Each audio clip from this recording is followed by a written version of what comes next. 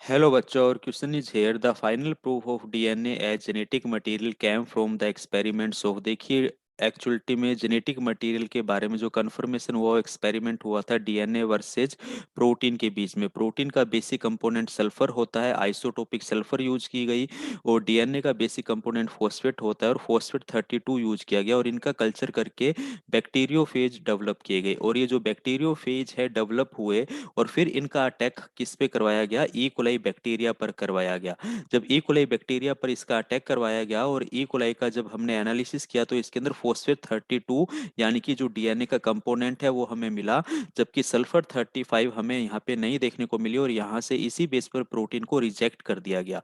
तो ultimately bacteriophage normally हमारे पास में वायरस होते हैं जिनके अंदर एबिलिटी होती है बैक्टीरिया को किल करने की। इसी एबिलिटी का यूज किया था, और सबसे पहले ये जो एक्सपेरिमेंट प्रूफ करके दिया हमें वो किन्होंने दिया था? हर्से एंड चेस ने दिया था। तो हमारा राइट ऑप्शन यहाँ पे ऑप्शन ए आता है, Hershey and Chase. Avery McLeod and McCarty ने तो क्या किया था? डीएनए की सेमी कंजर्वेटिव नेचर्स के बारे में हमें बताया था। तो ये तो हमारा वैसे ही आंसर नहीं हो सकता, सेमी कंजर्वेटिव नेचर्स के बारे में हमें ये बताया था।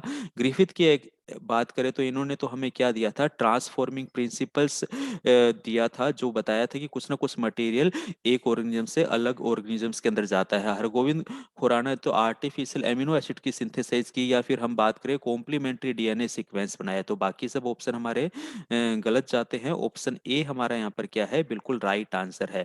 एक important concept semi conservative natures को भी लेकर है जो आपको याद रखना है। सेमी कंजर्वेटिव नेचर अगर पूछी जाए किसने प्रूफ की, तो एवरी एंड मैकलूड ने की थी। ओके, तो ऑप्शन ए राइट आंसर है। Thank you.